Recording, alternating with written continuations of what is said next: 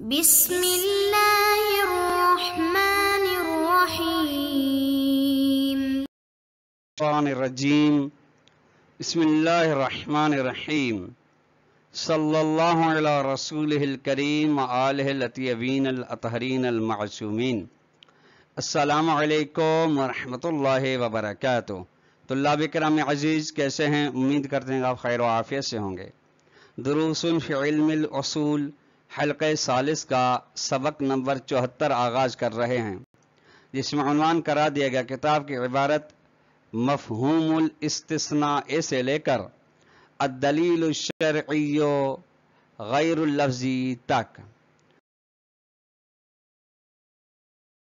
عزیز، آج کے درس میں جن نکات کو بیان کیا جائے گا وہ یہ ہیں۔ نمبر 1، مفہوم استثناء کی وضاحت کی جائے گی کہ مفہوم استثناء کسے کہتے ہیں، کس صورت میں اس کا مفہوم ہوگا، کس صورت میں مفہوم نہیں ہوگا۔ نمبر 2، مفہوم حاصر کی وضاحت کی جائے گی، حاصر کا معنی بیان کیا جائے گا، ادات حصر کو بیان کیا جائے گا، کس صورت میں حاصر کا مفہوم ہوگا، کس صورت میں نہیں ہوگا۔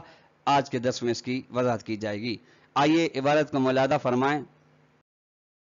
استثناء طلاب عزیز جب ہم کہتے ہیں تو یہاں پہ 3 چیزیں ذہن میں آتی ہیں۔ ایک استثناء، دوسرا مستثنی منہ، تیسرا مستثنی۔ استثناء جیسا کہ آپ جانتے مصدر ہے، یا وہی استخراج کی معنی میں ہے، یعنی کسی چیز کو خارج کرنا۔ مستثنی یعنی جس چیز کو خارج کیا گیا ہو۔ مستثنی منہ یعنی جس چیز سے خارج کیا گیا ہو، وہ کیا ہے؟ وہ حکم ہے۔ فرض کریں وَنَفْسُ مَا تَقَدَّمَ فِي الْغَایَةِ يَصْدُقُ عَلَى الْاِسْتِثْنَاءِ۔ گزشتہ درس میں آپ نے غایت کے بارے میں مباحث کو ملاحظہ فرمایا۔ شہید صدر استثناء کے ذیل میں فرماتے ہیں کہ وہی چیزیں بعین ہی جو بیان ہو گئیں، گزر گئیں غایت میں، وہی صدق کرتی ہیں استثناء پر۔ وہی صورتیں، وہی مباحث استثناء میں بھی آتی ہیں۔ یعنی جس طرح سے اختلافی مفاہیم میں سے کہ مفہوم رکھتے ہیں یا نہیں، جن کے بارے میں اختلاف پایا جاتا ہے، جیسے کہ مفہوم غایت تھا، اسی طرح یہ بھی مفہوم ہے۔ فَإِنَّهُ لَا شَكَّ فِي دَلَالَتِهِ عَلَى نَفْيِ حُكْمِ الْمُسْتَثْنَى مِنْهُ عَنِ الْمُسْتَثْنَى۔ اس میں کوئی شک نہیں۔ اب اس کی مثال استثناء کی ملاحظہ فرما لیں۔ اکرم الفقراء الا الفساق۔ اب فساق کا مستثنیٰ ہے اور فقراء مستثنی منہ ہے، اور اکرم اکرام یہ حکم ہے جس سے استخراج ہے۔ الا خود استثناء، حرف استثناء ہے۔ فرماتے ہیں کہ اس میں کوئی شک نہیں کہ استثناء کی دلالت ہوتی ہے کہ مستثنیٰ منہ کا کہ حکم کی نفی ہوئی ہے مستثنیٰ سے۔ اچھا، مستثنیٰ منہ کے حکم کیا تھا؟ اکرم الفقراء، کہ فقراء کا احترام کرو۔ اب احترام کی نفی ہوئی ہے کس سے؟ فساق سے، فساق فقراء سے۔ اس پر دلالت ہوتی ہے اس کی۔ اب کیا ہے؟ ولیکن المہم تحقیق ان المنفی عن المستثنى بدلالت ادات الاستثناء هل هو طبعی الحکم او شخص ذالک الحکم۔ لیکن مہم یعنی مفہوم کی بحث کے دائرے میں جو چیز شامل ہوتی ہے وہ یہ ہے، تحقیق یہ کہ جس چیز کی نفی کی جا رہی ہے مستثنیٰ سے، یعنی وہ حکم حروف استثناء کی دلالت کے ذریعے سے، آیا وہ منفی جس چیز کی نفی کی جا رہی ہے وہ تبعیت حکم ہے جس کی نفی کی جا رہی ہے، یا وہ مشخص و معین حکم ہے اس کی نفی کی جا رہی ہے۔ اکرم الفقراء الا الفساق، کیا یہ جملہ فساق سے طبیعت وجوب اکرام کی نفی پر دلالت کر رہا ہے یا شخص حکم کی نفی پر دلالت کر رہا ہے؟ اس بارے میں آج بحث ہے، اس کو سمجھنے کی ضرورت ہے۔ وہو ایضاً، یہاں پہ یہ بھی مسئلہ ہے کہ لو حولنا ہونا ایضاً، یہ بھی ہے کہ لو حولنا الاستثناء فی قولنا، جس طریقے سے ادات جیسے غایت میں مفہوم حرفی سے یعنی مفہوم نسبی سے مفہوم اسمی کی جانب اس کو تبدیل کیا، یہاں بھی وہی بات فرما رہے ہیں، ایزن یعنی غایت کی مانند اگر ہم استثناء کو تبدیل کرتے ہیں، کون سا استثناء فی قوت یجب اکرام الفقراء الا الفساق، اس میں جو استثناء ہے اس کو ہم تبدیل کرتے ہیں الا مفہوم اسمی، مفہوم اسمی کی جانب، اس مفہوم اسمی کیا ہے وہی استثناء، یعنی مفہوم اسمی یعنی مفہوم مصدری، یہاں پہ الا الفساق میں تو یہ نسبی ہے، یہ نسبت کے معنی میں ہے، اب اس کو ہم اسم میں یعنی یجب اکرام الفقراء استثناء الفساق اس میں تبدیل کرتے ہیں تو لوجدنا ہم پائیں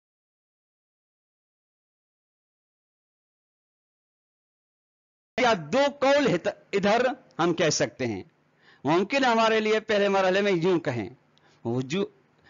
یعنی جب تبدیل کرتے ہیں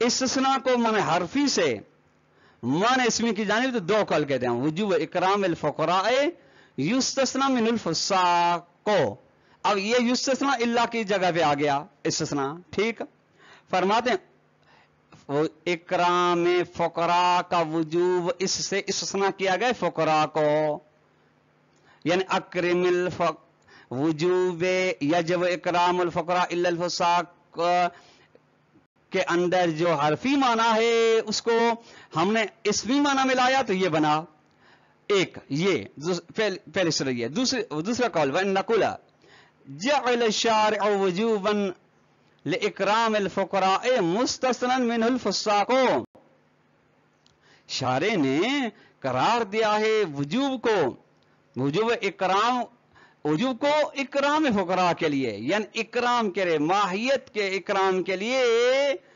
تبعیت اکرام کے لیے وجوب کو قرار دیا ہے، وجوب کو فقراء کے لیے جس سے فساق کو استثناء کیا گیا، یعنی اس وجوب سے یعنی فاسق فقراء جو ان کا احترام ضروری نہیں ہے، یہ تبدیلی کی صورت میں یہ صورت پیش آتی، دو قول، والقول الاول پہلا قول، یعنی جہاں پہ یہ وجوب اکرام الفقراء یستثنى من الفساق، یہ اس میں یدل علی الاستثناء من التبعیہ،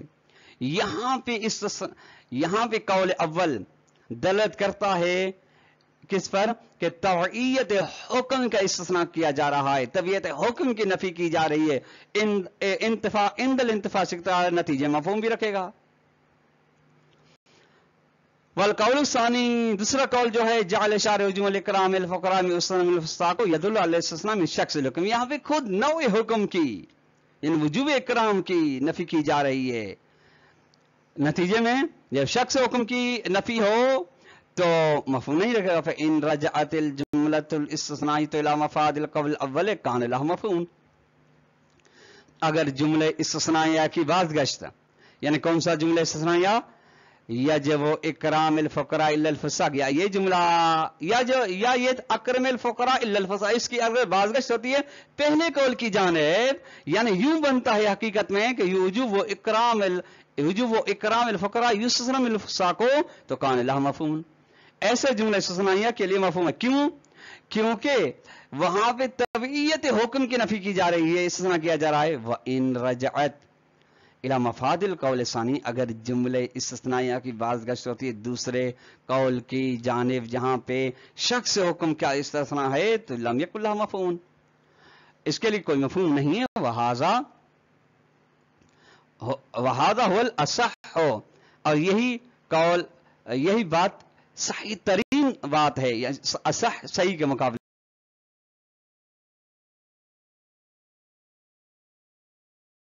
تھی۔ اس کے بعد آخری مفاہیم میں سے کتاب کے مطابق ہے مفہوم الحصر، مفہوم حصر۔ حصر کا معنی کیا ہے؟ حصر جیسا کہ آپ جانتے ہیں یا مصدر ہے، یعنی معین کرنا، مخصوص کرنا، یہ، جبکہ اسلام میں حصر کا معنی کیا ہے؟ یعنی حصر کا مطلب یہ جس پر کلمہ حصر داخل ہوگا اس پر دلالت کرے گا کہ اس کے علاوہ جو دیگر افراد ہیں اس میں داخل نہیں ہوں گے، اس والے خارج نہیں ہوں گے، لا شک، اس میں کوئی شک نہیں کہ فی ان کل جملۃ تدل علی حصر حکم و موضوع تدل علی المفہوم، کہ جو اس میں شک نہیں کہ جو بھی جملہ دلالت کرے اس بات پر کہ حکم منحصر ہے موضوع کے ساتھ، تو اگر ایسے ہے تو ایسا جملہ مفہوم رکھے گا اور مفہوم پر دلالت کرے گا. اس میں کوئی شک نہیں ہے، اس میں کوئی اختلاف نہیں ہے. اچھا کیوں؟ لأن الحصر يستبطن انتفاء الحکم المحصور عن غیر الموضوع المحصور به. غور فرمائیے گا، چونکہ حصر اپنے اندر یہ رکھتا ہے کہ محصور شدہ حکم کی نفی ہے ان افراد سے یا اس موضوع سے جس کے بارے میں حصر نہیں کیا گیا. مثلا آئے ولایت میں دیکھیں انما ولیکم اللہ ورسولہ والذین، اس طریقے سے، یا انما یرید اللہ لیذھب، انما ولیکم، یعنی ان کے علاوہ دوسرے جو ہیں موضوع بنے وہ ان سے یہ ولایت کا حکم منتفی ہے. یعنی اللہ اور رسول جو ائمہ علیہ السلام ان کے علاوہ جو موضوع ہیں اگر حصر کا موضوع بنتے ہیں تو ان سے حکم کی نفی ہے.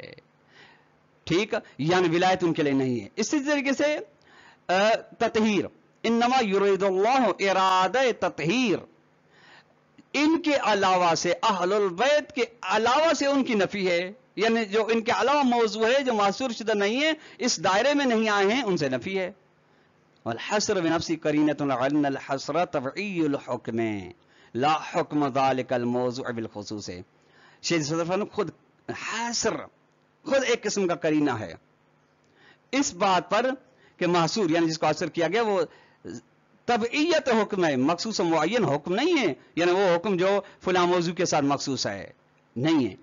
اور آپ جانتے ہیں کہ غایت میں بیان ہو گیا، اس اسلام میں بیان ہوگا کہ مفہوم تب ہوگا جب ماہیت حکم مراد ہو. اذ لا معنی لحصر حینئذ، چونکہ اس کے حصر کے لیے اس صورت میں حینئذ جب مخصوص حکم شخص الحکم کے ساتھ موضوع کا تعلق ہو، یہاں پہ حصر نہیں، حصر کا کوئی معنی نہیں. کیوں؟ لأن حکم الموضوع الخاص سے ہے موضوع خاص، یعنی موضوع خاص کا حکم جو ہے اس حکم کو مخصوص کیا گیا ہے بے موضوع ہی، اپنے موضوع کے ساتھ دائماً ہمیشہ اسے نہیں ہٹے گا. وما دام المحصور ہو تبعی، جب تک محصور جو ہے محصور جو وہ طبیعت حکم ہے تو مقتضی ذالک ثبوت المفہوم ہے، اس کا تلقا ہے کہ مفہوم ثابت ہے. وہذا مما لا ينبغي الاشکال فی، اس میں کسی بھی قسم کا اشکال نہیں ہے. اشکال محل مورد گفتگو مقام حصر میں یہ کہ انما الکلام فی تعیین ادوات الحصر، گفتگو یہ ہے کہ ادوات حصر حروف حصر کو معین کرنے کے بارے میں کہ کون سے ہیں اور کس طرح سے حصر پر دلالت کریں، اس بارے میں اختلاف پایا جاتا ہے علماء کے درمیان میں. ٹھیک، اب ان میں سے دو ادوات حصر کو شیخ صدر بیان کرتے ہیں یہاں پہ. فمن جملۃ ادوات ہی کلمۃ انما، حروف ادوات حصر میں سے کچھ ان میں سے ایک ہے لفظ انما. فإنّا یہ انما تدل علی الحصر وضعا بالتبادر العرفی، یہ واضح کی وضع کے ذریعے سے دلالت کرتا ہے، یہ حصر پر دلالت کرتا ہے وضع کے لحاظ سے، لیکن اس پر دلالت کے تبادر عرفی، یعنی تبادر وہی انسباق المعنی الی الذہن، لفظ کے معنی کا جو پہلے مرحلے میں بدون قرینہ ذہن کے اندر آ جائے وہی لفظ کا معنی حقیقت، اور تبادر علائم حقیقت میں سے شمار ہوتا ہے.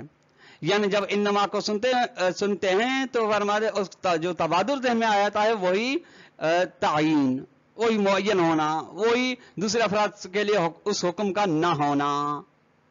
ومن ادوات ہی، اور دوسرا حروف حصر میں سے یہ ہے جعل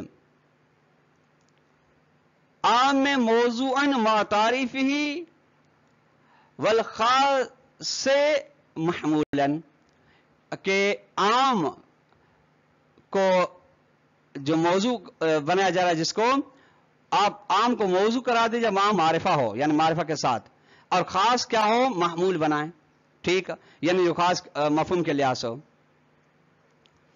ایک مثال ہم آپ کے لیے خارجی مثال پیش کرتے ہیں، دوسری کتاب کی مثال پیش کرتے ہیں۔ جو مثال کتاب کی مثال یہ ہے، ابنوں کا ہوا محمد، یہ مثلا یہ امام کا ہوا علی جن، یہ خارجی سے مثال ہے۔ امام کا، امام کاف کی جانب مضاف ہوا، ضمیر کی جانب کسب تعریف کیا، معرفہ ہو گیا، ٹھیک ہے، معاف کیجیے گا وہ معرفہ ہو گیا جی، ٹھیک، موضوع ہے۔ اور علی وہ خاص ہے، ٹھیک ہے۔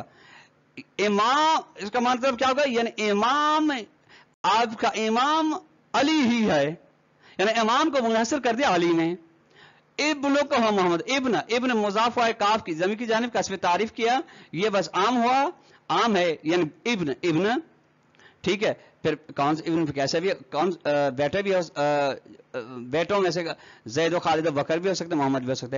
ابن کو ہوا محمد، مانا کیا ہوگا، تمہارا بیٹا محمد ہی ہے، بدلن نقولا، یعنی اس کے بدل جو بدلے میں ہم کہیں یہ کہتے ہیں محمد ہوا ابنوں کا، یعنی یہاں پہ خاص کو اگر ہم موضوع قرار دیں، عام کو ہم معمول قرار دیں، اس کے بدلے میں ہم انحصار کرتے ہیں۔ انحصار کا ایک طریقہ یہ کہ آپ عام کو موضوع قرار دیں، خاص کو معمول، فإنه يدل عرفا على حصر البنوة بمحمد، یہ عرفی لحاظ سے دلالت یہ کرتا ہے کہ یہ یعنی بیٹا ہونا منحصر ہے محمد میں، محمد ہی بس بیٹا ہے آپ کا پاس۔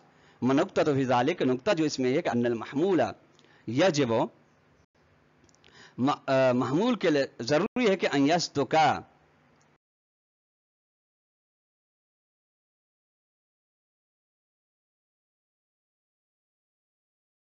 صدق کرے، ظاہر کر علی کل ما ینطبق الموضوع، یعنی جس چیز پر صدق کرے موضوع، یعنی موضوع کے تمام افراد پر محمول صدق کرے، ولا یتعطا ذلك فی فرض الخاص علی العام۔ ہاں، یہ جو چیز ہے محمول کا موضوع کے تمام افراد پر صدق کرنا، یہ اس صورت میں نہیں ہو سکتا جب آپ خاص کو محمول حمل کریں عام پر، الا جب تب ہو سکتا ہے بے افتراض انحصار العام بالخاص، جب آپ عام کو منحصر کریں، عام کو حاصل کریں خاص کے ذریعے سے، یعنی عام کو آپ موضوع بنائیں، خاص کو معمول بنائیں، تب ہو سکتا ہے۔ تو اللہ کے نام عزیز آج کا درس اپنے اختتام کو پہنچا۔ والسلام علیکم ورحمۃ اللہ وبرکاتہ۔